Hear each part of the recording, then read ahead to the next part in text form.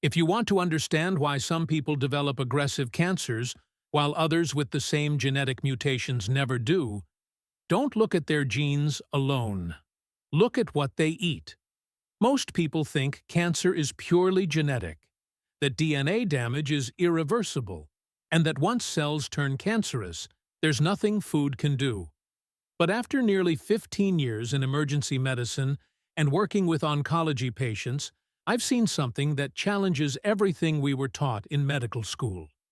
Certain foods can actually repair damaged DNA and starve existing tumors by cutting off their blood supply.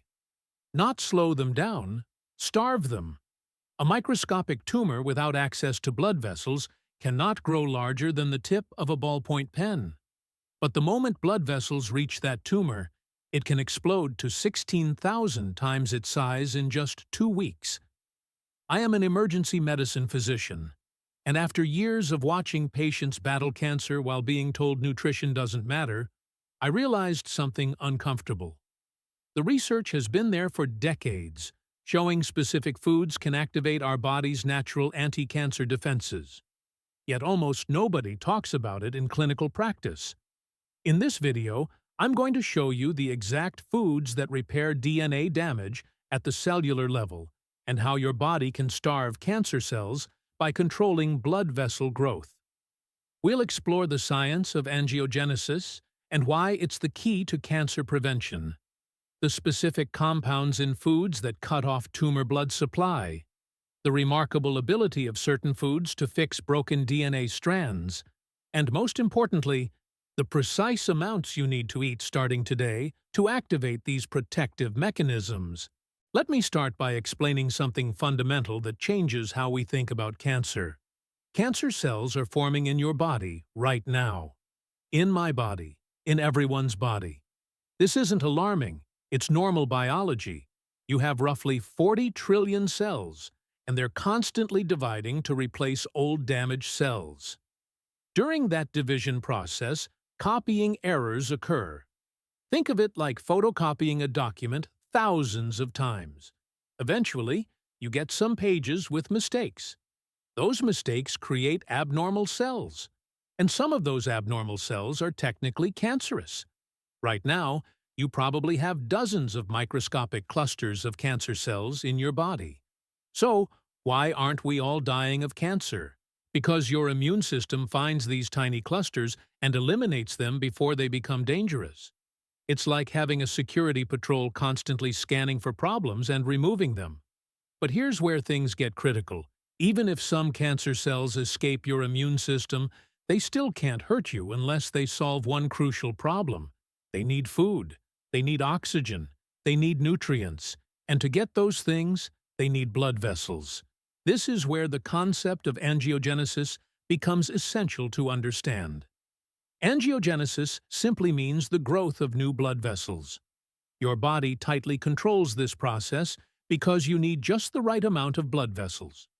Not too few, or your tissues die from lack of oxygen. Not too many, or you get problems like the abnormal blood vessels that cause diabetic blindness. Think of it like a lawn that needs to be maintained at exactly the right height. If the grass gets too long, you mow it back down. If it's too short, you let it grow. Your body has systems that promote blood vessel growth when needed and systems that stop blood vessel growth when you have enough. It's a perfect balance, what I call the Goldilocks zone. Just right. Now, here's what cancer does that makes it so dangerous. Cancer cells can hijack your angiogenesis system. They release proteins called growth factors that act like fertilizer, stimulating new blood vessels to grow directly into the tumor. Once those blood vessels connect, everything changes. Research has measured this precisely. A tumor that's completely isolated from blood supply stays frozen at about 1 to 2 millimeters in diameter. That's smaller than a grain of rice. It can sit there for years, decades even, completely harmless because it can't get bigger without nutrients. But the moment angiogenesis occurs and blood vessels penetrate that tumor, growth explodes exponentially. A study from Harvard Medical School tracked tumor growth rates using advanced imaging. They found that once vascularization occurs, meaning blood vessels reach the tumor, the growth rate increases by a factor of 16,000 in approximately 14 days. Let me put that in perspective. A tumor, the size of a pinpoint, becomes the size of a grape in 2 weeks once it gets a blood supply. This is why early detection matters. But more importantly, this is why preventing tumor angiogenesis is one of the most powerful anti-cancer strategies we have. For years, pharmaceutical companies have invested billions developing drugs that block tumor angiogenesis. These drugs, called angiogenesis inhibitors, are now standard treatments for many cancers. They work by cutting off the blood supply to tumors, essentially starving them. The drugs can be effective, but they also have significant side effects because they affect blood vessel growth throughout your entire body, not just in tumors. Now, here's where it gets interesting, and this is where my perspective shifted dramatically. When researchers tested these angiogenesis-blocking drugs in the laboratory, they used specific assays to measure how effectively different compounds could stop blood vessel growth. In one groundbreaking experiment, scientists decided to test not just pharmaceutical compounds, but also extracts from common foods. They tested green tea extract. The results were so striking that if the researchers hadn't known it was from a plant, if they thought it came from a pharmaceutical company, they would have immediately moved it into clinical trials. The polyphenols in green tea, particularly one called EGCG, were as effective at blocking abnormal blood vessel growth as some experimental cancer drugs. But that's only part of the picture. Green tea isn't the only food with this capability. When you systematically test foods using the same rigorous methods used for drug development, you discover that over 100 different foods have measurable anti-angiogenic properties. They can slow or stop the growth of blood vessels that feed tumors. This isn't speculation. This is measured in laboratory assays where you can directly observe blood vessel growth being inhibited by compounds extracted from food. The second mechanism is even more important for long-term cancer prevention. Certain foods can actually repair damaged DNA. Every single day, your DNA takes hits. Ultraviolet radiation from sunlight, chemicals in processed foods, environmental pollutants, even normal metabolic processes create DNA damage. Your cells have repair mechanisms like a maintenance crew that fixes problems before they become permanent mutations. But those repair systems need specific nutrients to function optimally. Without adequate nutrition, DNA damage accumulates. Think of it like a road that develops potholes. If you have a good repair crew and the right materials, they fill the potholes immediately and the road stays smooth. But if the repair crew doesn't have asphalt and tools, the potholes get bigger, more potholes form, and eventually the entire road deteriorates. That's what happens to your DNA without proper nutritional support. The most remarkable research on food-based DNA repair comes from studies on kiwi fruit. This surprised me when I first read the data. Kiwis are not typically thought of as a superfood, but the evidence is compelling. A study from the University of Oslo in Norway recruited 43 healthy adults and had them eat either 1 kiwi per day, 2 kiwis per day, or 3 kiwis per day for 3 weeks. At the end of 3 weeks, they measured DNA damage in the participants' cells using a technique called the COMET assay. This test literally shows you broken DNA strands under a microscope. They look like comets with tails, hence the name. The participants eating 1 kiwi daily showed 60% less DNA damage compared to baseline. Think about that. A single kiwi fruit providing 60% protection against DNA damage. The participants eating 3 kiwis daily showed something even more remarkable. Not only was new DNA damage prevented, but existing damage was repaired. Their cells showed 60% improvement in DNA repair capacity. The mechanism comes down to vitamin C and other antioxidants concentrated in kiwi fruit. Vitamin C directly neutralizes free radicals that cause DNA strand breaks, and it also supports the enzymatic systems that physically repair damaged DNA. But kiwis contain more than just vitamin C. They have polyphenols, flavonoids, and carotenoids that work synergistically. This is a critical point about whole foods versus isolated supplements. You can take a vitamin C pill, and yes, you'll get antioxidant benefits. But when you eat a kiwi, you're getting vitamin C plus dozens of other compounds that enhance each other's effects in ways we're still discovering. The whole food is more powerful than the sum of its isolated parts. Now, most people think preventing cancer means avoiding carcinogens, not smoking, limiting alcohol, staying out of the sun. Those things matter, but they're only half the equation. The other half is actively supporting your body's anti-cancer defense systems. Your body is already designed to fight cancer.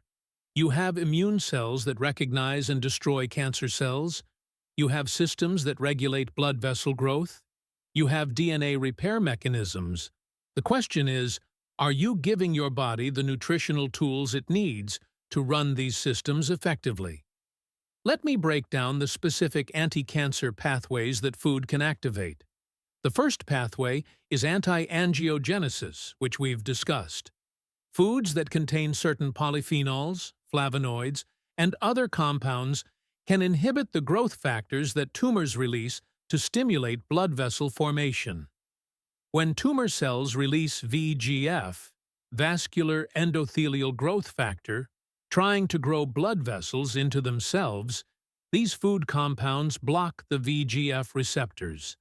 It's like cutting the communication line between the tumor and your blood vessel building system. Wait until you hear which specific foods are most powerful at this. The second pathway involves direct immune activation. Your immune system has specialized cells called natural killer cells and T cells. These are the elite forces that identify and eliminate cancer cells. Certain foods dramatically increase the number and activity of these cells. A study from the University of Auckland measured immune cell counts in athletes before and after consuming blueberries. Athletes are interesting to study because intense exercise temporarily suppresses immune function, making it easier to measure the impact of dietary interventions. The researchers had athletes consume 1 and 1/2 cups of blueberries daily for 6 weeks. At the end of 6 weeks, the athletes had 88% more T cells circulating in their bloodstream. Their natural killer cell activity was also significantly elevated. This wasn't about feeling healthier. This was measured increases in the actual immune cells that destroy cancer. The active compounds are anthocyanins, the blue pigments in blueberries that act as powerful immune stimulators. The third pathway is what I call the microbiome immunity connection. And this is where the research gets truly fascinating. Your gut contains trillions of bacteria, and we now know that certain bacterial species directly influence how well your immune system fights cancer. There's one bacteria in particular called Akkermansia mucinifila that's emerged as a key player.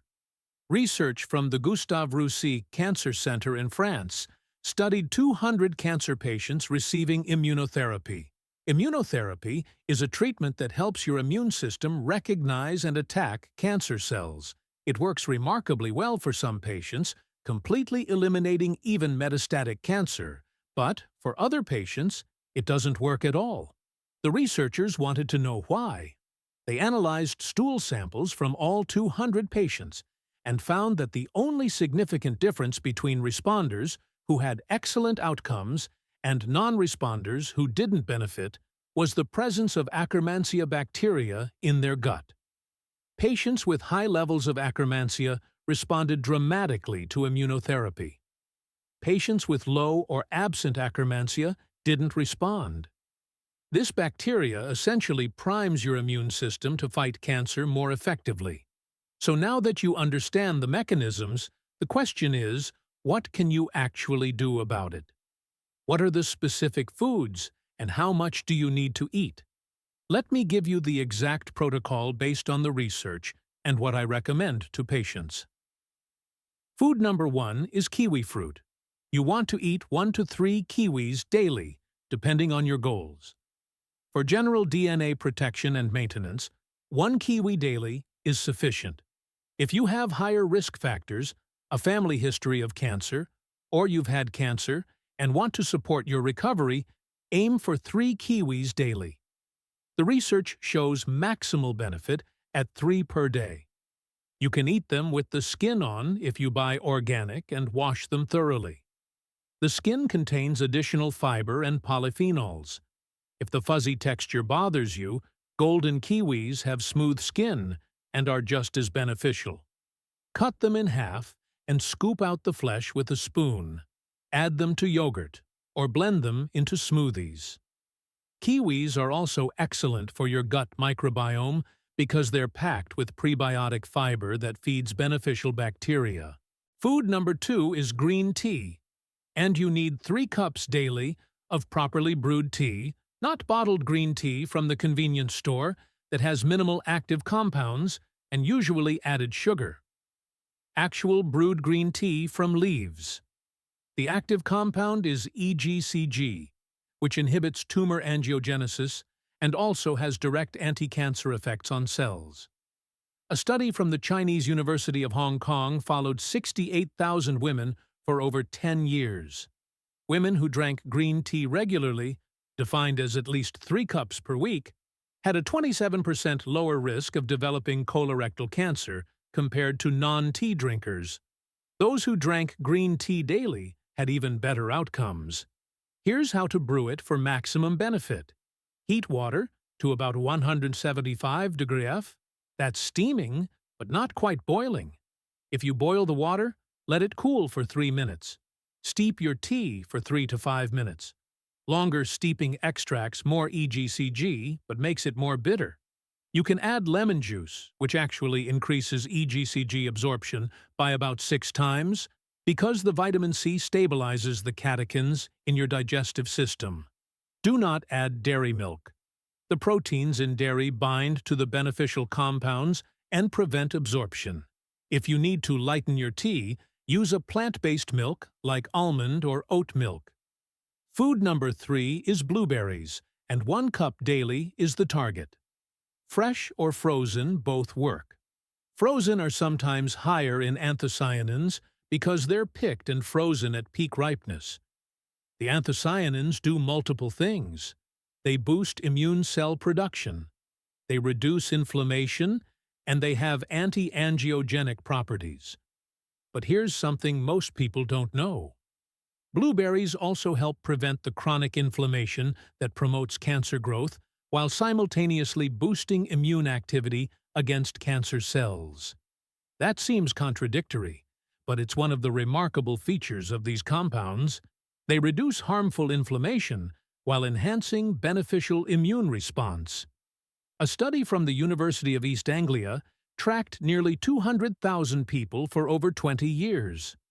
Those who consumed the highest amounts of anthocyanin-rich foods, primarily berries, had a 17% lower risk of developing cancer overall.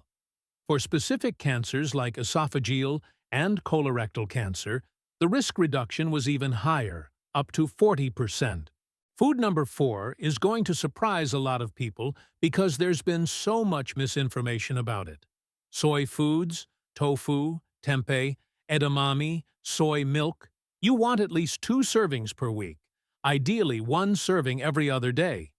There's a persistent myth that soy is dangerous because it contains phytoestrogens, plant compounds that some people claim mimic human estrogen. This is completely wrong. Phytoestrogens look nothing like human estrogen at the molecular level. In fact, they block human estrogen receptors, which is protective against hormone-related cancers like breast cancer.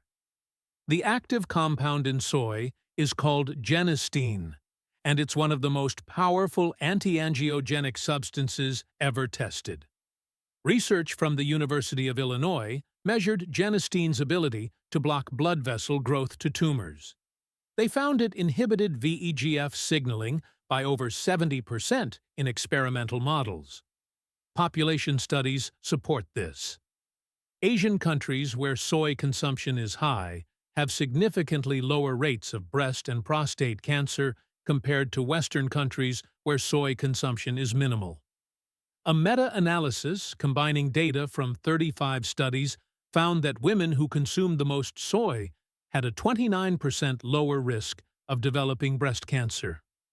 For women who had already been diagnosed with breast cancer, high soy intake was associated with better outcomes and lower recurrence rates. Food number 5 is broccoli. But here's the key detail most people miss. Broccoli sprouts are exponentially more powerful than mature broccoli. The active compound is sulforaphane, which activates your body's detoxification systems and also has direct anti-cancer effects. Mature broccoli contains sulforaphane, but broccoli sprouts, the 3 to 4 day old seedlings, contain 100 times more. A study from Johns Hopkins University measured sulforaphane levels and found that a small handful of broccoli sprouts provides as much sulforaphane as several pounds of mature broccoli. You can buy broccoli sprouts at many grocery stores in the produce section, usually near other sprouts, or you can grow them yourself at home in a jar, which takes about 4 days. Eat a quarter cup of broccoli sprouts 3 to 4 times per week. If you can't find sprouts, eat regular broccoli, but focus on the stems, not just the florets. The stems have about twice as much sulforaphane as the tops. Don't throw them away. Chop them finely and add to stir fries, blend into soups, or steam them alongside the florets. One more critical tip about broccoli. Lightly steaming it for 3 to 4 minutes actually increases sulforaphane bioavailability compared to eating it raw. But boiling destroys sulforaphane. So never boil broccoli. Food number 6 is tomatoes, specifically cooked tomatoes. The anti-cancer compound is lycopene, a carotenoid that gives tomatoes their red color. Lycopene has powerful anti-angiogenic properties and also protects cellular DNA from oxidative damage. Here's the interesting part. Cooking tomatoes dramatically increases lycopene availability. When you eat a raw tomato, you absorb a small amount of lycopene. But when you cook tomatoes, the heat breaks down cell walls and releases lycopene in a form your body absorbs much more efficiently. Tomato sauce, tomato paste, roasted tomatoes all provide significantly more bioavailable lycopene than fresh tomatoes. A landmark study from Harvard followed over 47,000 men for 12 years.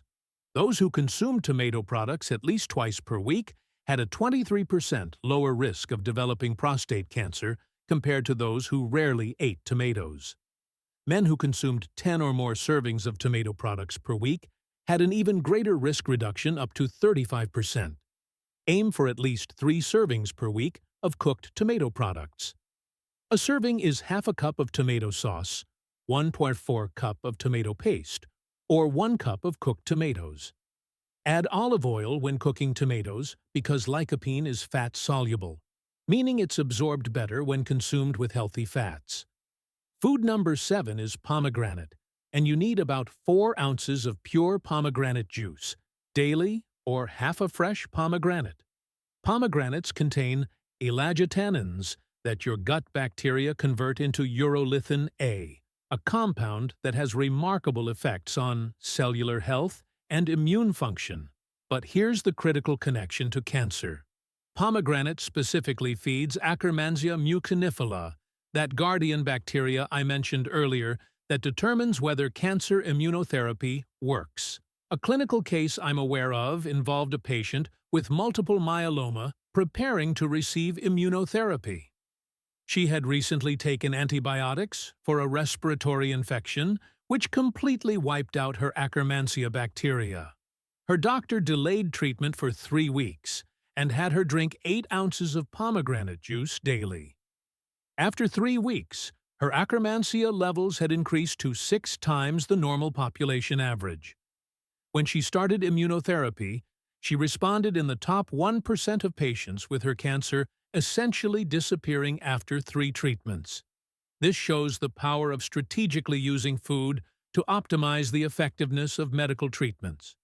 For daily prevention, you don't need 8 ounces. 4 ounces of pure pomegranate juice with no added sugar, or eating half a fresh pomegranate provides sufficient elagitannins to support Akkermansia growth. You can also get elagitannins from walnuts, raspberries, and cranberries.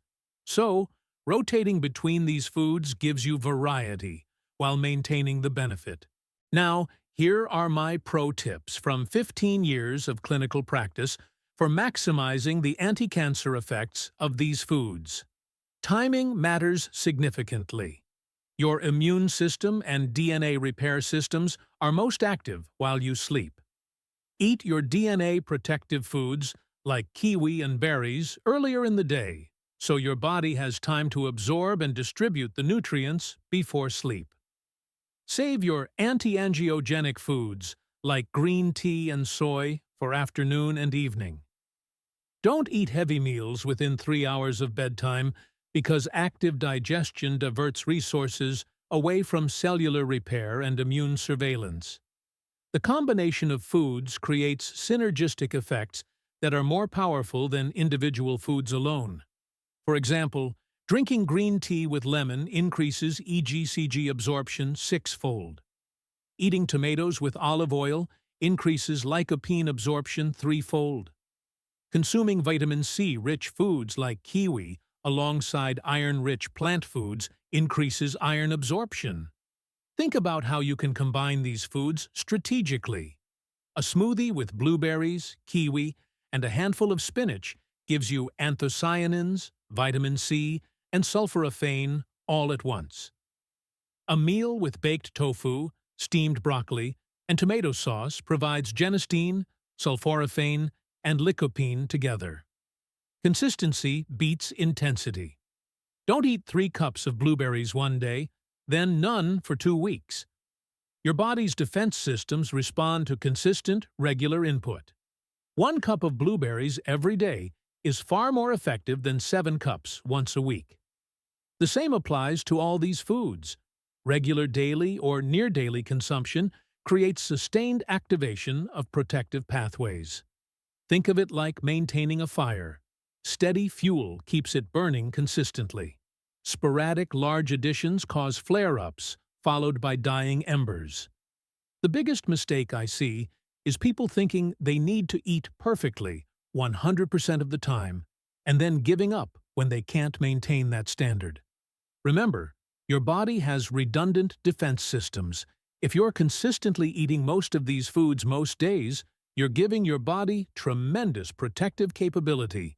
If you occasionally eat something that's not ideal, your fortified defenses can handle it. This isn't about deprivation or fear. It's about empowerment. Another critical mistake is assuming supplements can replace whole foods. You can buy lycopene capsules, EGCG extract, anthocyanin supplements. Quality supplements have their place, especially if you genuinely can't access certain whole foods, but supplements provide isolated compounds. Whole foods provide hundreds of compounds, working synergistically in ways we're still discovering. A tomato contains lycopene plus vitamin C, potassium, folate, and dozens of other carotenoids and polyphenols that enhance lycopene's effects. A supplement gives you lycopene alone. The whole food is more powerful. Preparation methods dramatically affect nutrient availability. We already discussed cooking tomatoes and lightly steaming broccoli. With green tea, water temperature and steeping time matter. With kiwis, eating the skin provides extra benefit. These small details add up to significant differences in how much of the active compounds you actually absorb and utilize. Don't overthink it to the point of paralysis, but do pay attention to these practical preparation tips. One more insight from my clinical experience. Patients who focus on adding beneficial foods rather than eliminating foods they love are far more successful long-term. Instead of thinking, "I can never eat pizza again," think, I'm going to add blueberries to my breakfast and have green tea every afternoon. As you add more protective foods, they naturally crowd out less healthy options. You'll find yourself wanting that second serving of roasted vegetables instead of a third helping of pasta, simply because your body starts craving the foods that make it feel better. This gradual additive approach is sustainable for decades. Restrictive elimination diets almost never last more than a few months. Look, cancer doesn't have to be an inevitable part of aging. The patients I see who remain cancer-free or who successfully recover from cancer aren't genetically superior. They're not lucky. They consistently eat foods that activate their body's natural anti-cancer defenses. Your immune system can recognize and eliminate cancer cells. Your body can control blood vessel growth to starve tumors. Your cells can repair damaged DNA. These systems exist in you right now. The question is whether you're providing the nutritional support they need to function optimally. Here's what we've covered. Cancer cells need blood vessels to grow beyond microscopic size. Foods containing specific polyphenols and flavonoids can starve tumors by blocking angiogenesis. Certain foods, particularly kiwis, provide powerful DNA protection and repair. Your gut bacteria, especially Akkermansia, play a crucial role in immune-mediated cancer defense. The 7 most powerful foods are kiwis at 1 to 3 daily, green tea at 3 cups daily, blueberries at 1 cup daily, soy foods at 2 servings weekly, broccoli sprouts at 1 part 4 cup 3 times weekly, cooked tomatoes at 3 servings weekly, and pomegranate at 4 ounces of juice or half a fruit daily. These foods work through multiple mechanisms including anti-angiogenesis, immune activation, DNA repair, and microbiome support. Consistency and proper preparation are more important than perfection. Combining foods creates synergistic effects more powerful than individual foods alone. You have more control over your cancer risk than you've been led to believe. Your body already possesses the systems to prevent and fight cancer. Food provides the fuel those systems need. If this information has changed the way you look at the food on your plate and the power of your own body, please subscribe and like this video. We are uncovering the science of longevity that often goes unspoken. Let's nourish a healthier future together. Our next deep dive into the secrets of health will be opening soon.